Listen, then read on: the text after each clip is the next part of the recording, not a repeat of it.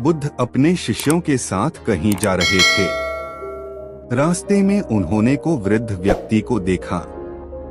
वह वृद्ध व्यक्ति कभी जोर जोर से हंसता तो कभी रोता, उसकी आंखों से आंसू बह रहे थे।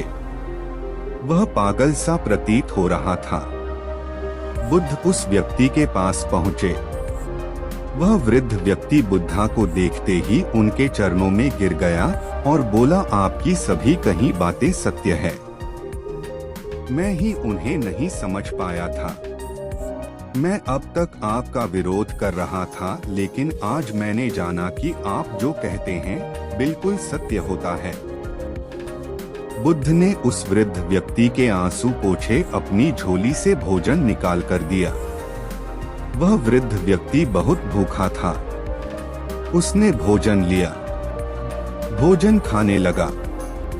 भोजन के हर निवाले कर साथ वह कभी रोता कभी हंसता है। यह सब कुछ बुद्ध के शिष्य भी देख रहे थे। बुद्ध के शिष्यों ने बुद्ध से पूछा, है बुद्ध, इन महानुभाव को क्या हुआ है? क्या इनका मानसिक संतुलन सही नहीं है? बुद्ध मुस्कुराए और बोले, उन्हें ज्ञान की प्राप्ति जाओ और उनसे ज्ञान प्राप्त करो। वह शिष्य उस व्यक्ति के पास पहुंचा और बोला, है महानुभाव, मैं आपके हंसने और रोने का कारण समझ नहीं पा रहा। क्या आप मुझे बता सकते क्या कि आप ऐसा व्यवहार क्यों कर रहे हैं? वह व्यक्ति बोला, कुछ वर्षों पहले मैं महात्मा बुद्ध से मिला। मैंने उनके उपदेश सुने, लेकिन तब मुझे उनके उपदेश बेकार लगते थे। मैं समझता था कि जीवन जीने के लिए उनके उपदेश उपयोगी नहीं हैं। मैंने बुद्ध की किसी बात को नहीं माना। यहाँ तक कि मैंने लोगों के साथ मिलकर उनके विरुद्ध षड्यंत्र भी रचे ताकि लोग उनके बहकावे में न आए। मुझे याद है, बुद्ध ने अपने उपदेश में कहा था, अधिक धन संग्रह करना दुख को बढ़ावा देता है। उन्होंने कहा था कि नशा नहीं करना चाहिए, झूठ नहीं बोलना चाहिए, लेकिन यही तो मैं करता था और इसी में मुझे आनंद आता था। धन का संग्रह करना, अधिक से अधिक मदिरापान करना, झूठ बोलकर व्यापार बढ़ाना। इसलिए बुद्ध की बातें मुझे अच्छी नहीं लगती थी, लेकिन मैं यह देखता था कि बुद्ध की बातें मानने वाले लोग बड़े खुश हैं। हालांकि इनके पास कुछ ज्यादा नहीं है, लेकिन वह हमेशा खुश दिखाई देते हैं। इस कारण उन लोगों के प्रति मेरे मन में ईर्ष्या भी उत्पन्न हुई। इसी कारण मैं रो रहा हूँ कि यह बातें मुझे पहले समझ क्यों नहीं आई। आज मेरे पास समय नहीं है। मैं वृद्ध हो गया है, तो आप यह बातें ही मेरी समझ में आई है। बस इसलिए रहा हूँ कि यही गलती तो लोग कर रहे हैं और उन्हें भी नहीं पता कि वह गलती किए जा रहे हैं, और वह भी मेरी तरह ही अपने अंतिम समय में यह बात समझेंगे और पछताएंगे कि शायद वह मैं पहले ही इन बातों को समझ जाती। मुझे याद है कि बुद्ध ने कहा था, जैसे हमारे विचार होते हैं वैसे ही हम बन जाते हैं। शिष्य ने कहा, आपने जो ज्ञान प्राप्त किया आप उसे हमारे साथ साझा करेंगे। ऐसे ही हम सभी की ज्ञान वृद्धि हो सके और हम भी जीवन की गहराइयों को समझ सके। व्यक्ति बोला, आप तो महात्मा बुद्ध के शिष्य हैं। बुद्ध के समान जीवन की गहराइयों को किसी ने नहीं समझा। आपको जो ज्ञान बुद्ध दे सकते हैं, मैं नहीं दे सकती। फिर भी जो मैंने समझा है, मैं आपको अवश्य बताऊंगा। जीवन के अंतिम पड़ाव पर आकर मैंने यह जाना, सभी मनुष्य एक प्रतिस्पर्धा में शामिल है। वह दौड़ रहे हैं एक दूसरे से आगे निकलने के लिए। यह दौड़ बचपन से ही शुरू हो जाती है। जब मैं छोटा था तो मैं अपने मित्रों से आगे रहना चाहता था। मैं चाहता था कि मेरे पास उनसे ज्यादा खिलौने हों, उनसे ज्यादा अच्छे कपड़े हो। मेरी माँ बहुत अधिक सख्त थी। तब मेरे मन में ख्याल आ जाता था कि वह मर जाए तो मुझे स्वतंत्रता मिले, लेकिन ऐसा हुआ नहीं। तुम्हें सोचने लगा कि मैं जल्दी से बड़ा हो जाऊं, तो सभी बड़े लोगों की तरह मैं भी स्वतंत्र हो पाऊंगा। अपनी मर्जी से सभी खेल खिलौने और मिठाइयाँ ले पाऊंगा और इसी तरह धीरे धीरे बचपन गुजर गया। युवा हुआ तो सभी खिलौने और मिठाइयाँ व्यर्थ लगने लगी, लेकिन दौड़ अभी भी जारी थी। अब मैं अपने मित्रों से ज्यादा धन कमाना चाहता था ताकि मैं अच्छे कपड़े पहन सकूं, अच्छा घर बना सकूं और उन्हें दिखा सकूं कि मैं उनसे अधिक सम्मानित व्यक्ति हूं। इसके लिए मैंने षड्यंत्र रचे, झूठ बोला, धोखा दिया, लेकिन यह सब करते समय मुझे कभी एहसास ही नहीं हुआ कि मैं कुछ गलत कर रहा हूँ। कुछ समय पश्चात मेरी माता पिता ने मेरा विवाह कर दिया। वह जो स्त्री मेरे जीवन में आई थी बहुत ही सुंदर थी। उसकी हर बात मुझे अच्छी लगती थी। वह हमेशा मेरा साथ देती थी। बहुत समय बीत जाने के बाद भी हमारी कोई संतान नहीं हुई।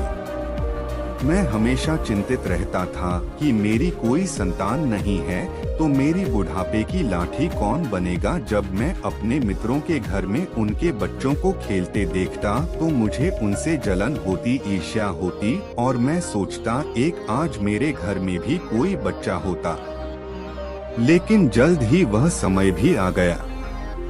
आखिरकार मेरे घर में भी एक पुत्र ने जन्म लिया। तब मैं बहुत खुश हुआ। ऐसी खुशी मुझे आज तक नहीं हुई थी। मुझे ऐसा लग रहा था कि सब कुछ जैसे मुझे मिल गया हो। अब कुछ नहीं चाहिए, लेकिन कुछ समय पर मुझे ऐसा लगने लगा कि मेरा एक पुत्र और होता तो मेरे दोनों कंधे मजबूत हो जाते हैं। और ईश्वर ने फिर से मेरी बात सुनी और मैं एक बार फिर से एक पुत्र का पिता बना। मैंने अपने पिता के व्यापार को बहुत आगे बढ़ गया। एक दिन मिल पत्नी ने मेरे पास आकर मुझसे कहा, यह जो सारा व्यापार है यह तुमने ही तो बनाया है। तुम्हारे पिता ने तो केवल शुरू किया था। आज जहां तुम हो वह सब तुम्हारी ही मेहनत है। वैसे भी तुम्हारी माता पिता की उम्र हो गई है, उन्हें तीर्थ पर चले जाना चाहिए। उसकी बात मुझे सही और मैंने अपने पिता से इस बारे में बात की, लेकिन उन्होंने मना कर दिया। उसके बाद से उनकी हर बात मुझे गलत लगने लगी। वह मुझे व्यापार में निर्णय लेने की स्वतंत्रता नहीं दे रहे थे। मुझे काम करने के लिए उनसे पूछना पड़ता था। अब मैं स्वतंत्र होना चाहता था। एक बार फिर से ईश्वर ने मेरी सुन ली। मेरे पिता बहुत बीमार हो गए। मुझे लगा कि वह जल्द ही प्राण त्याग देंगे। इस बात से मुझे दुखी होना चाहिए था और मेरे चेहरे पर दुख के भाव भी थे, लेकिन अंदर से मैं कहीं ना कहीं खुश था कि अब मैं अपने निर्णय पूर्ण रूप से स्वतंत्र होकर ले सकूंगा। उनकी हालत अब ऐसी हो गई थी कि वह बोल भी नहीं सकते थे। वैद्य ने मुझे बताया कि उनके पास अब ज्यादा समय नहीं है। जिसको भी बुलाना है बुला लो ताकि वह सभी मिल सके। मेरे पिता को इसी अवस्था में 6 दिन से ज्यादा हो गए। मैं अपने पिता से मिलने गया। तब मेरी पत्नी भी पीछे से आई और मुझसे बोली, सभी लोग तो तुम्हारे पिता से मिलकर चले गए हैं, यह अभी किसका इंतजार कर रहे हैं? यह मरते क्यों नहीं हैं? अपनी पत्नी की सभी बातें मुझे अच्छी लगती थी। वह अच्छी औरत थी, सही बात करती थी। उसकी कोई बात मुझे कभी गलत नहीं लगी, तो मुझे भी लगने लगा कि ऐसी अवस्था में पड़े रहने से अच्छा है कि वह मर जाएं ताकि उन्हें इस जीवन से मुक्ति मिले। अगले दिन जब मैं उठा और अपने पिता की कमरे में गया तो मैंने देखा कि मेरे पिता की मृत्यु हो चुकी है। मेरी माँ उनके सिरानी बैठी रो रही है। मेरी आंखों में आंसू आ गए और मैंने निर्णय लिया कि मैं अपने पिता की अंतिम यात्रा को बहुत ही भव्य तरीके से निकाल लूंगा ताकि सब देख सके कि मैं अपने पिता से कितना प्रेम करता था, और मैंने यही किया। मैंने अपने पिता की अंतिम यात्रा बहुत ही भव्य तरीके से निकाली। सभी लोग अचंभित थे। आज तक उन्होंने ऐसी भव्य यात्रा नहीं देखी थी और मैं अंदर ही अंदर बड़ा प्रसन्न था। खुशी से झूम रहा था कि लोग मेरी प्रशंसा कर रहे थे, लेकिन चेहरे पर दुख के भाव दिखाने पड़ रहे थे। इसके बाद पूरे व्यापार पर मेरा एकाधिकार हो गया। सभी निर्णय मैं लेता था। मैंने बहुत धन इकट्ठा किया। इसके लिए मैंने हर तरकीब लगाई, वह सब कार्य किया जो धन कमाने के लिए किया जा सकता था। धन की हवस बढ़ती जा रही थी। ज्यादा से ज्यादा धन इकट्ठा कर लेना चाहता था। मैं अपने नगर का सर्वश्रेष्ठ और धनी व्यापारी बन गया। धीरे धीरे मेरे दोनों पुत्र युवा हो गए और मैं बुढ़ापे की तरफ चल निकला, लेकिन दौड़ अभी भी जारी थी। मैंने अपने दोनों पुत्रों का विवाह बड़े व्यापारियों की पुत्रियों से किया था ताकि मेरे व्यापार को बड़े से बड़ा लाभ हो सके। धीरे धीरे मेरी उम्र बढ़ती चली गई और बुढ़ापा आता चला गया। एक दिन मेरी पत्नी भी मुझे छोड़कर चली गई। तब पहली बार मुझे किसी के जाने का एहसास हुआ। जीवन में खालीपन सा आ गया। तब मैंने पहली बार बुद्ध के बारे में सुना और मैं चुपचाप बुद्ध के उपदेश सुनने के लिए आश्रम जा पहुंचा। लेकिन बुद्ध के उपदेश मेरे विचारों के बिल्कुल विपरीत थे। वह मुझे पसंद नहीं आए। वहां ऐसे बहुत से लोग थे जो बुद्ध के विचारों से सहमत नहीं थे। वह सभी लोग मुझे अपने शुभचिंतक लगे। उनके और मेरे विचार एक जैसे थे। कुछ समय पश्चात मैं बीमार पड़ गया। धीरे धीरे मेरी बीमारी बढ़ती चली गई। मैंने बिस्तर पकड़ लिया।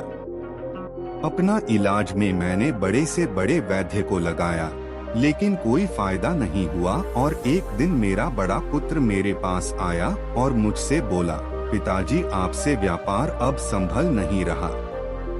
अब बहुत बीमार रहने लगे हैं। अब आप आराम करें। मैं सारा व्यापार संभाल लूंगा। छोटे भाई की आप चिंता ना करें। मैं उसे भी संभाल लूंगा। आप सारा व्यापार मेरे ही नाम कर दें। मैंने उससे कहा कि बेटा, अभी मैं मरने वाला नहीं हूँ। कुछ दिनों में स्वस्थ हो जाऊंगा। उसके जाने के बाद मेरा दूसरा छोटा बेटा मेरे पास आया और बोला, पिताजी, आपका स्वास्थ्य सही नहीं रहता। आप जानते हैं कि बड़ा भाई नशा करता है।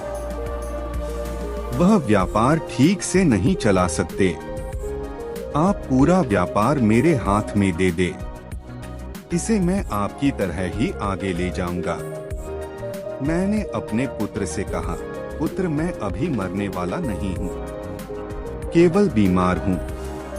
अभी तो मुझे जीना है, लेकिन इस बार ईश्वर ने मेरी नहीं सुनी और मेरी तबीयत और अधिक बिगड़ती चली गई। और वैद्य ने मेरे पुत्र से कहा, मेरे पास समय बहुत कम है। सभी रिश्तेदारों को बुला लो ताकि वह मुझसे मिल सके। यह सुनकर मेरी बहुएं रोने लगी। मेरे दोनों पुत्र भी अपने रिश्तेदारों को बुलाने के लिए पत्र लिखने लगे। पहली बार मुझे एहसास हुआ अपने पिता की बेबसी का। अभी मैं जीवित था, लेकिन मेरे सामने ही मेरी मृत्यु का खेल चल रहा था। सभी ने मान लिया था कि अब मैं जीवित नहीं रहूंगा। धीरे धीरे रिश्तेदार आने लगे। कभी वह मेरे पास आते और रोते और कहते, आपके बिना हमारा काम कैसे चलेगा। आपके बिना तो हम बर्बाद हो जाएंगे और मैं सोचता था कि अभी तो मैं जीवित हूँ। यह मुझे जीवित ही क्यों मार रहे हैं और जो भी आता है यही कहता है कि आपके बिना मेरा काम कैसे चलेगा। सभी लोग स्वार्थी हैं। मैं मर जाऊंगा। उन्हें इस बात की चिंता नहीं है। उन्हें इस बात की चिंता है कि मेरे बिना उनका कार्य कैसे चलेगा। अब तो मेरे दोनों पुत्र मेरे ही सामने व्यापार के बंटवारे को लेकर लड़ झगड़ रहे थे। उनकी पत्नियां भी इनके साथ ही झगड़े में साथ दे रही थी। तब पहली बार मुझे एहसास हुआ कि जो धन मैंने पूरे जीवन को बर्बाद करके कमाया वह किसी काम का नहीं है। वह मुझे स्वस्थ तक नहीं कर सकता, मेरा जीवन नहीं बचा सकता। बचपन से लेकर बुढ़ापे तक मैं सिर्फ दौड़ता रहा धन के पीछे। इसके लिए मैंने ना जाने कितने घरों को बर्बाद किया, कितने लोगों की हत्या करवाई, कितने लोगों को लूटा केवल इसलिए कि एक दिन तो है, अब कुछ यही रह जाएगा। इसका तो एहसास ही नहीं था मुझे। तब समझ में आती जब मेरे पिता बिस्तर में थे तो मैं अपने जीवन को एक नई दिशा दे सकता था। मेरे जाने के बाद भी लोग मुझे याद रखते हैं, ऐसे कार्य कर सकता था। लेकिन अब तो मेरे पास समय नहीं है। मैंने दोनों पुत्रों को अपने पास बुलाया और उनसे कहा, मेरी अंतिम यात्रा कैसे निकालोगे?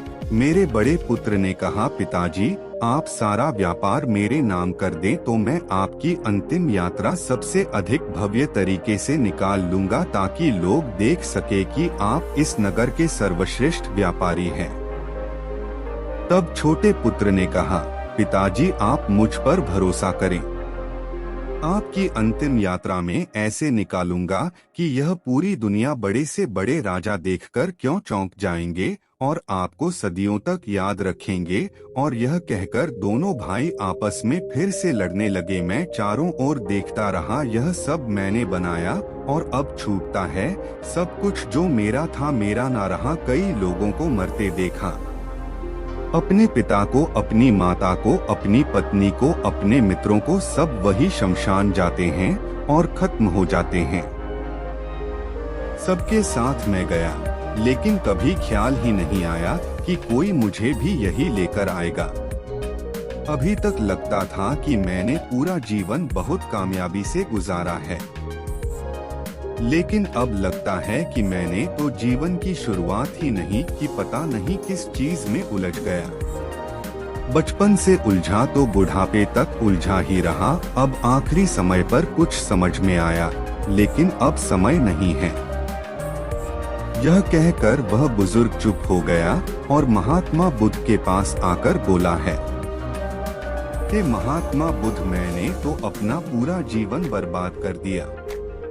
क्या बचे हुए कुछ क्षणों में मुझे आपसे कुछ मिल सकता है? बुद्ध ने कहा, अपने जीवन का एक बड़ा हिस्सा भले ही तुमने अज्ञानता में गुजार दिया, लेकिन ज्ञान का एक क्षण भी बड़ा होता है। तुम्हारे पास अभी भी जो समय है वह ज्ञान से पूर्ण है। अब जो भी तुम्हें मिले, चाहे सांसें या मृत्यु, स्वीकार करो, पूर्ण होकर देखो। जो जीवन बीत गया उसका दुख ना करो, वर्तमान पर केंद्रित हो जाओ। जो तुम्हें मिल रहा है उसे स्वीकार करो। जितना रहस्य जीवन में है, उसे बड़ा रहस्य मृत्यु में है। जो खुशी जीवन दे सकता है, उसे बड़ी खुशी मृत्यु दे सकती है। केवल पूर्ण रूप से देखना, एक ही क्षण को देखना, दुख मत करना, भूतकाल को भूल जाओ। भविष्य की चिंता जो है उसे छोड़ दो। अभी जो इस समय में है, इस समय के साथ एकाकार हो जा। फिर जागृति तुम्हें आई है। यही जागृति, यही ज्ञान तुम्हारी सहायता करेगा।